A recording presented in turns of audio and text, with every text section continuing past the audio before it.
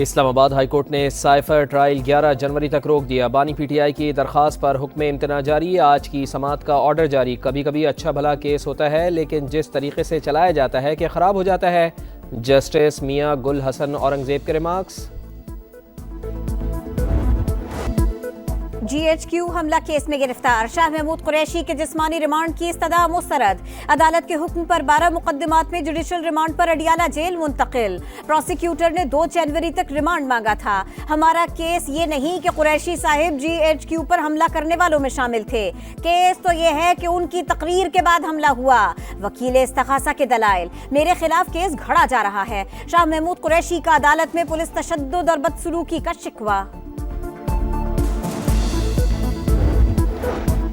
इंतखाबी दंगल की जोर शोर से तैयारी, कागजात नामजदगी की चौथे रोज़ भी जांच पड़ताल जारी। मानसेरा NA-15 से नवाज शरीफ के कागजात मंजूर। 122 लाहौर से बानी PTI के कागजात पर एतराज़, रिटर्निंग ऑफिसर ने फैसला महफूज कर लिया। 30 दिसंबर को सुनाया जाएगा। NA-127 लाहौर से बिलावल भुट्टो के कागजात पर दायर एतराज़ की समाअत। चेयरमैन पाकिस्तान पीपल्स पार्टी के वकील को कल तक दस्तावेज़ात जमा कराने की मोहलत।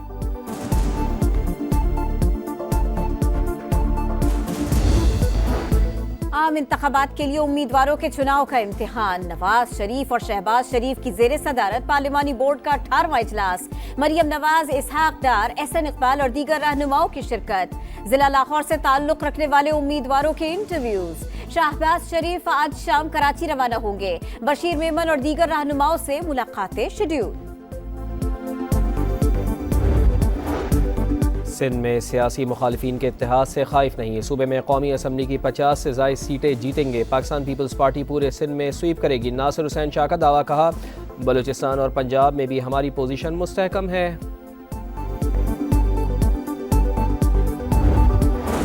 चीफ इलेक्शन कमिश्नर की जेर सदारत इजलास। पेशावर हाई कोर्ट के फैसले से मुताल्लिक हिकमत अमली पर गौर।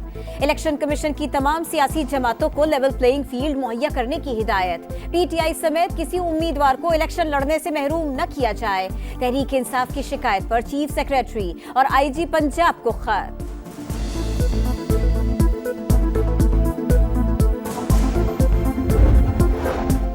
निगरां काबीना में जानिबदार वज़रा को हटाने का केस। इलेक्शन कमीशन ने फवाद हसन फवाद के खिलाफ दरख्वास्त खारिज कर दी। फवाद हसन फवाद अपने ओहदे के हवाले से आम इंतखाबात पर असरअंदाज नहीं हो सकते।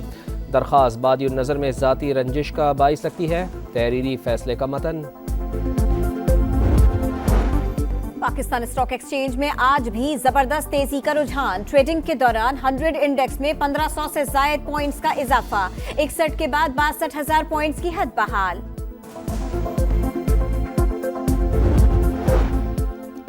भारत ने हाफिज सईद की हवालगी का मुतालबा नहीं किया। तर्जुमान दफ्तर खारजा ने तरदीद कर दी। मुमताज़ ज़ारा बलोच का कहना है झूठी और क़यास आराइयों पर मबनी रिपोर्ट्स पर तबसरा नहीं कर सकते।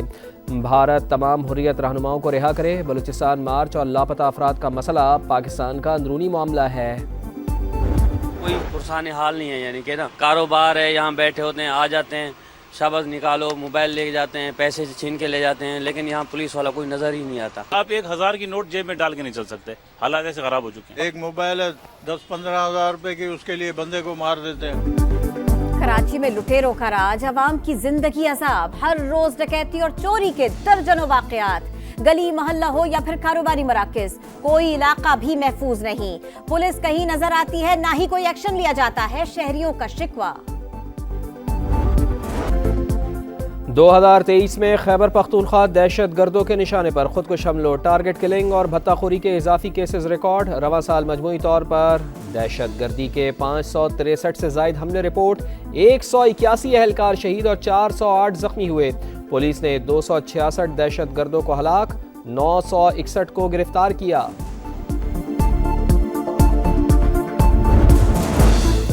इंसदादे पोलियो मुहिम के खिलाफ झूठी खबरों का खात्मा जरूरी है। जो ये समझते हैं पोलियो के कतरे पिलाना गैर शरई है, ऐसे लोग बदबख्त हैं। उलमाए कराम इनके खिलाफ हमारे साथ खड़े हों। निगरां वजीर आजम का तकरीब से खिताब, कहा गजा में जुल्म और बर्बरियत इंसानियत के लिए लम्हा फिक्रिया है।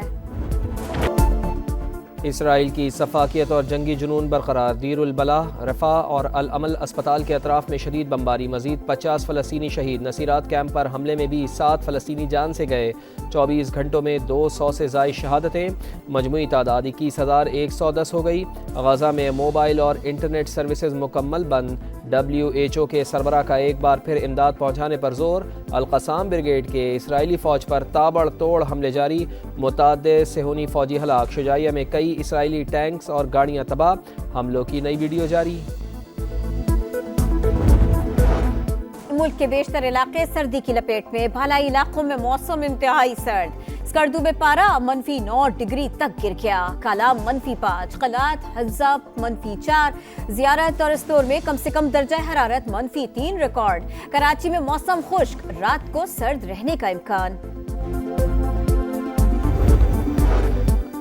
मक्का मुकर्रमा में बारिश के बाद मौसम खुशगवार। ज़ायरीन ने बरसते बादलों में मस्जिदुल हराम में तवाफ़ किया। बारिशों का सिलसिला 48 घंटे तक जारी रहने की पेशगोई।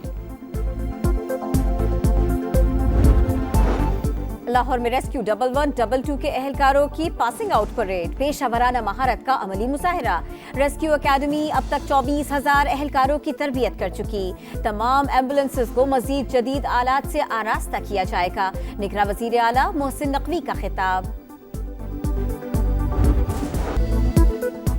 मेलबर्न टेस्ट के तीसरे रोज़ का खेल खत्म। ऑस्ट्रेलिया के दूसरी इनिंग्स में 6 विकेटों पर 187 रन, 241 रन की बरतरी। 16 रन पर 4 खिलाड़ी आउट होने के बाद ऑस्ट्रेलियावी बैटिंग लाइन संभल गई। स्टीव स्मिथ और मिचेल मार्श ने टीम को सहारा दिया। 5वीं विकेट पर 153 रन की शराकत कायम की। मार्श 96 और स्मिथ 50 रन पर आउट हुए। मीर हमजा और शाहीन शाह अफरीदी के 3-3 शिकार। पाकिस्तानी टीम पहली इनिंग्स में 264 रन पर आउट हुई। अब्दुल्ला शफीक 62, शान मसूद 54 और रिजवान 42 रन के साथ नुमाया।